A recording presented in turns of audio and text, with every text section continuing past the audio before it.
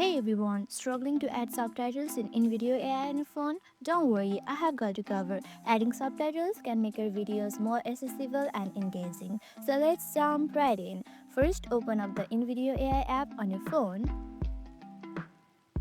If you haven't logged in yet, go ahead and do that.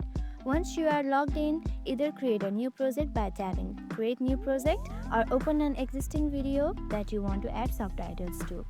I'll simply tap on the existing video. Now that your video is open, look for the edit button, tap on it, and you will see a variety of options. Simply tap on settings, tap on subtitle present, and choose from here. Choose your preferred subtitle and tap on save. Scroll down, tap on save changes, and that's it. You have successfully added subtitles to your video in Invideo AI. It's super easy and it really helps to boost engagement for your content. If this video helped, don't forget to like, comment and subscribe for more videos like this.